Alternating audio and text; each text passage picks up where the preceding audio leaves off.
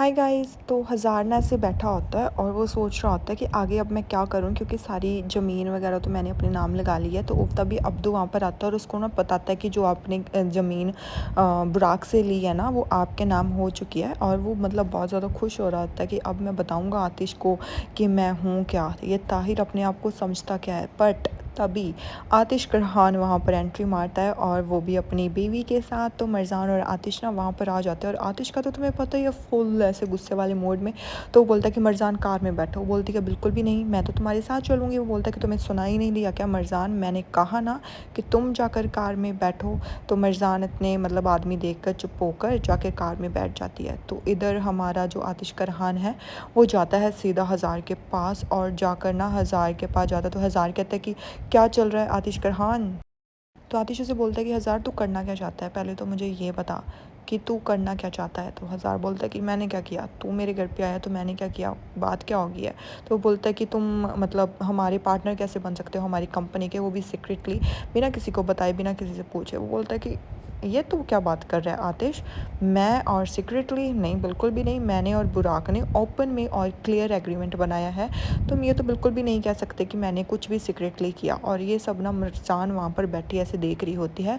तो आतिश फिर उसे बोलता है कि मैंने तुम्हें कहा था कि तुम मेरे से दूर रहो। पहले तुम मेरे घर के अंदर आए, फिर तुम मेरे पार्टनर बनना चाहते थे, हमारे बिजनेस में घुसना चाहते थे। तो तू चाहता क्या है, जस्ट मुझे बता दो। अब तू कंपनी में पार्टनर बन चुका है भाई, तेरी कंपनी में थोड़ी बना है, मरजान और बुराक की कंपनी में बना। तू क्यों हाइपर हो रहा है, उनको हाइपर होने देना। फिर उसके बाद वो मतलब ऐसे उसका गला पकड़ लेता है और तभी वहाँ पर जितने भी गार्ड्स होते हैं ना, वो सारे ऐसे सारे ऐसे उसकी तरफ ऐसे देखने लग जाते हैं। और आतिश कहाँ पे छोड़ने वाला था उसको, और मरजाना ये सब देख लेती है। तो मरजान से वेट नहीं होता, वो कार की मतलब दरवाज़ा खोलती है और जल्दी से भाग कर ना आतिश के पास जाकर खड़ी हो जाती है। तो जो हज़ार है ना, वो अपने आदमियों को बोलता है कि सब शांत हो जाओ, ऐसा कुछ नहीं हुआ है, शांत हो जाओ। बट आतिश अभी भी शांत नहीं होता, वो उसकी आंखों में आंखें डालकर उसकी तरफ देख रहा होता है। I just love this kind of Aatish Karhan भाई, मेरे को ये बहुत पसंद आ रहा है। फिर उसके बाद वो बोलता है, मतलब मरजान जब पहुंचता जाती है ना, तो वो बोलता है कि मरजान मैंने तुम्हें कहा ना कि तुम कार में बैठो जाकर। वो बोलती कि मैं कहीं नहीं जा रही हूँ, हाँ मैं यहीं पर रहूँगी। तो हज़ार कहता है कि मिस करहान अपने पति को समझाइए, देखिए मेरे घर पर आके क्या काम कर रहा है ये। तो फिर वो अपने आदमियों को भी बोल देता है कि ये सब नीचे करो, और सब लोग उसकी बात मान लेते हैं। तो वो बोलता है कि मतलब तुम मेरे घर पे आए हो और अब तुम मुझे पकड़ रहे हो, और तुम्हें क्या लगता है कि मैं तुम्हें कुछ करूँगा नहीं। तो फिर आतिश करहान उसे बोलता है कि तुम्हारे जैसा आदमी, डरपोक आदमी मैंने कभी भी नहीं देखा। अगर तू इतना ही बहादुर है ना, तो अपनी बिल से बाहर निकल कर मुझसे बात कर, ये चूही बिल्ली वाला खेल क्यों खेल रहा है। तो वो बोलता है कि अच्छा। फिर उसके बाद ना वो कॉइन निकालता है और बोलता है कि अगर हेड आया तो मैं बता दूंगा, अगर टेल आया तो नहीं बताऊंगा। तो वो कॉइन उछालता है और वो आ जाता है टेल। तो वो बोलता है कि अब तो नहीं बताऊंगा क्योंकि अभी तो टेल आ गया। तो आतिश को मतलब फिर से उस पर गुस्सा आ जाता, बोलता है कि बकवास मत कर हज़ार, बता मुझे चाहता क्या है तू, हाँ तू यहाँ पर क्यों आया है। तो ना हज़ार को ऐसे गुस्सा आता है और वो फेंक के ऐसे दूर मारता है आतिश को, और वो भी निकाल लेता है और सीधा ना मतलब आतिश के ऐसे माथे पर लगा लेता है। तो आतिश ना मतलब बिल्कुल भी नहीं डरता, वो बोलता है कि मैंने कहा ना अभी ख़त्म नहीं हुआ है आतिश करहान, अगर मैंने तुम्हें कहा है कि यहाँ से चला जा तो तू नहीं जा रहा। और अब इस घर में जो होगा, इस घर में जो भी मैं करूँगा वो मैं करूँगा, तू नहीं कर सकता। अब जो तुम्हारे साथ होगा उसका ज़िम्मेदार तू होगा, अपनी किस्मत को इतना भी मत आजमा। और इधर मरजान की तो जान निकल जाती है। तो वो ना ज़ोर ज़ोर से ऐसे बोल रही होती है कि प्लीज़ अपने नीचे कर लो, प्लीज़ नीचे कर लो। बट आतिश करहान, तुम्हें लगता है कि ये डरने वाला है, ये तो बिल्कुल भी नहीं डरने वाला। वो उसके साथ फिर से ऐसे चिल्लाता, बोलता है कि तुम इस गुंडों से डराना चाहते हो क्या मुझे, जो तुमने लोग हायर कर रखे हैं। तू क्या सोचता मैं इनसे डर जाऊँगा, बिल्कुल भी नहीं। और वो उसका हाथ पकड़ता है और अपने माथे पर लगा लेता है और बोलता है कि चला, अगर हिम्मत है ना तो चला। तो मतलब वो भी ऐसे हो जाता है, तो वो ऐसे नीचे फेंक देता है उसको।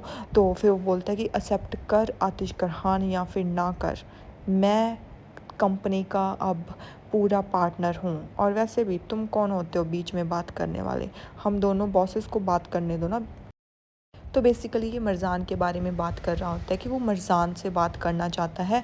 तो फिर वो बोलता है कि वैसे भी ये सब यहाँ पर ख़त्म नहीं हुआ। तो मरज़ान कहती है कि हाँ, मैंने कहा ना अभी यहाँ पर ख़त्म नहीं हुआ तो नहीं हुआ। तो मतलब आतिश भी कह देता है कि अब मैं बताता हूँ तुम्हें कंपनी से दूर कैसे भेजना है। मुझे कुछ ना कुछ तो ऐसा करना ही होगा कि तुम्हें मैं अपनी कंपनी से दूर भेज सकूं। कोई बात नहीं, कुछ भी करना पड़े मैं करूँगा, और मैं तुम्हें चैलेंज करता हूँ कि मैं तुम्हें इस कंपनी से बाहर निकाल कर ही रहूँगा, तुम चाहे कुछ भी कर लो। और इतना कहकर मरज़ान और मतलब वो दोनों वहाँ से चले जाते हैं। And I just love their walk guys. क्या ही मतलब आहा, हज़ार तो ऐसे शॉक हो गया था वहाँ पे।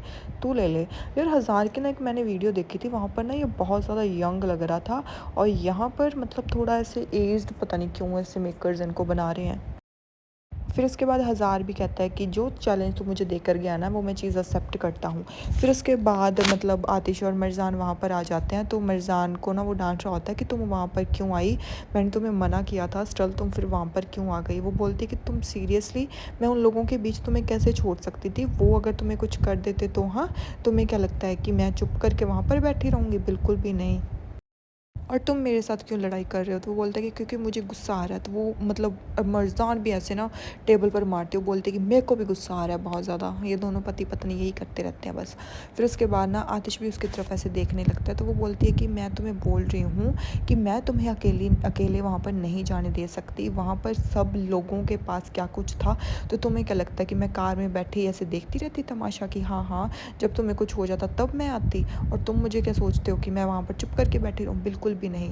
तो वो बोलता है कि ठीक है, तुम नहीं चुप करके बैठना चाहती थी तो वहाँ पर आती नहीं। सबसे बड़ी प्रॉब्लम तो मेरी है कि मैं तुम्हें वहाँ पर लेकर गया, मुझे तुम्हें वहाँ पर लेके ही नहीं जाना चाहिए था। वो आदमी कहीं से भी आ जाता है, मशरूम की तरह कहीं से भी पॉप अप हो जाता है भाई वो। मुझे ये वो आदमी नॉर्मल नहीं लगता। तो मिर्ज़ान कहती कि मुझे कौन सा नॉर्मल लग रहा है, मुझे भी नहीं नॉर्मल लग रहा, इसीलिए तो मैं तुम्हें वहाँ पर अकेले नहीं जाना चाहती थी ना।